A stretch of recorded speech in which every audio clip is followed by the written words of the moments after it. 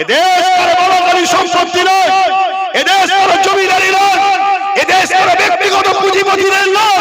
এদেশ প্রত্যেকটার যদি ব্রিগেডে ভোট করতে পারে সম্মেলন, ব্রিগেডে যদি বিজেপি করতে পারে সম্মেলন, পৃথিবীতে ব্রিগেডে যদি কোন ধর্মের মানুষেরা তাদের ধর্মীয় প্রোগ্রাম করতে পারে, এই ব্রিগেডে যদি টিএমসি প্রোগ্রাম করতে পারে, এই ব্রিগেডে যদি সবাই করতে পারে, তাহলে আমরা কেন করতে পারবো না? এই বৈঠক নিয়ে ব্রিগেড আগামী আমি আপনার সিদ্দিকী চ্যালেঞ্জ নিচ্ছি করবো, আপনারা আমার ডাকে যেতে রাজি আছেন? রাজি আছেন? আমি দেখতে চাই আপনারকে, আমি দেখতে চাই, তবে হ্যাঁ পাকাপোক্ত কাজ করেই করা হবে। কিন্তু খবর পেলে আপনাদেরকে যেতে হবে। খাওয়া কি বলে গাড়ি ভাড়া খাওয়া দিতে পারবো না। দিল থেকে বলুন ব্রিগেড হওয়া দরকার আছে না নাই? এটা একদিকে যেমন ওয়াকাফের ব্যাপার, আর আমার আগে বলছিলেন ওয়াকাফ ব্রিগেড করলেই যে ওয়াকাফ হয়ে যাবে এমনটা নয়, কিন্তু এখন ব্রিগেডটা আমাদের চ্যালেঞ্জ এসে গেছে। কেন মুসলমানদের দেওয়া হবে না? কেন মুসলমানদের দেওয়া হবে না?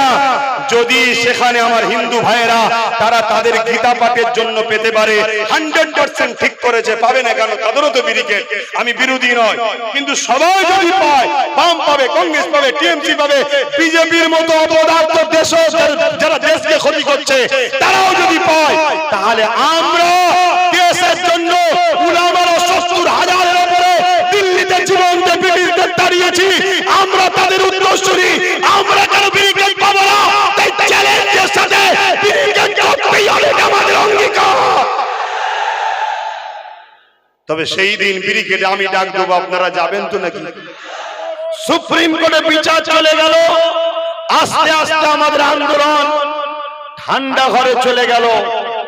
ডেটের পর ডেট, ডেটের পর ডেট, ডেটের পর যেতে যেতে একটা দিন পুরো ভারতবর্ষের সাধারণ মুসলমান তারা আন্দোলনকে ভুলে গেল, বাবরির কথা ভুলে গেল।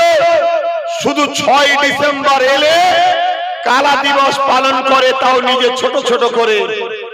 সুপ্রিম কোর্ট ঠিক টাইমে ঠিক সময়ে সুপ্রিম কোর্টকে সম্মান দেওয়া এটা আমার দায়িত্ব, সুপ্রিম কোর্টকে আস্থা রাখা এটা আমার দায়িত্ব। কিন্তু সুপ্রিম কোর্টের বিচারক যিনারা হয় তিনারা তো মানুষই, তিনাদেরও জীবন জীবিকা রুজি পরিবার সন্তান আছে।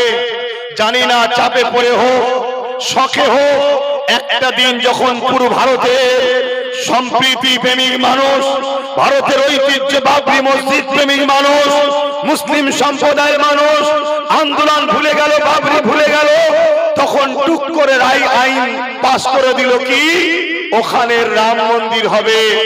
কেন? আমরা ঘুমিয়ে পড়েছিলাম তাই। আজকেও যে আন্দোলন পুরো ভারতবর্ষের মসজিদ মাদ্রাসা কবরস্থান ঈদগাহ, এক কথাই বলতে পারি ইসলামের সিম্বল, ইসলামের পেহচান, মুসলমানদের অস্তিত্ব। আমরা এই ভারতবর্ষে হাজার হাজার বছর আছি, তার প্রমাণ দিচ্ছে কেরলের চিরামান মসজিদ 1400 বছর বয়সের মসজিদের। আমরা এই ভারতবর্ষে হাজার হাজার বছর আছি, তার প্রমাণ দিচ্ছে গুজরাটের 13 বছরের মসজিদ, 1300 বছরের মসজিদ।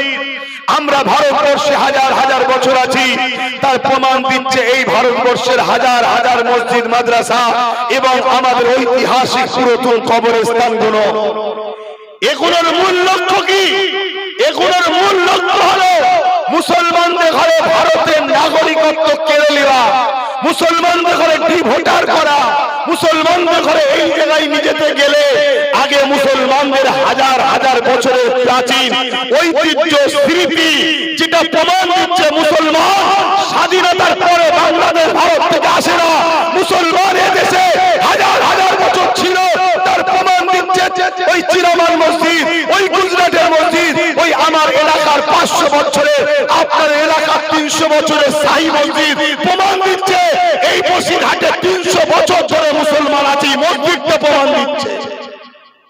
অতএব তোমার গ্রামের নতুন মসজিদ এখন টার্গেট নয়, টার্গেট হলো শাহী মসজিদকে নিয়ে, টার্গেট হলো ওই যে মালদার ঐতিহাসিক মসজিদটাকে নিয়ে।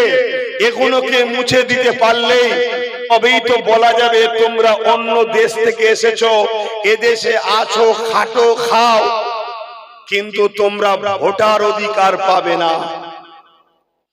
এই যে আমাদের অধিকারকে কেড়ে নেবার যে ষড়যন্ত্র, কিন্তু বড় দুঃখের সাথে বলতে হয় আজকে বহুত মানুষ আপনারা এসেছেন, যেমন সাধুবাদ জানাচ্ছি, কিন্তু আমি ওই সকল ব্যক্তিকে বলতে চাই যারা এসেছে কিন্তু পানিতে ভিজার ভয়ে ছায়াতে দাঁড়িয়ে আছেন।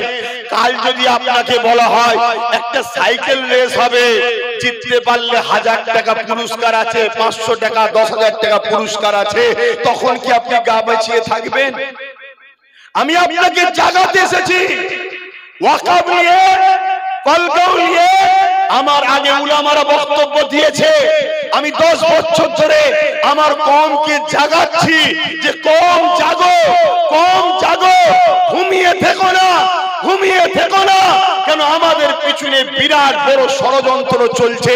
সেই ষড়যন্ত্রের মূল কথা হলো দুটো, ভারতে ইসলাম রাখবো না, আর ভারতে মুসলমানরা যদি থাকে ইসলাম ছাড়া থাকতে হবে।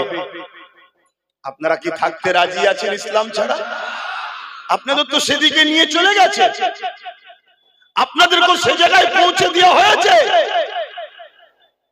14 দিন 15 দিন ধরে রোড বন্ধ করে গান বাজানো হয়, সেখানে সমস্যা কেউ আপত্তি করে না।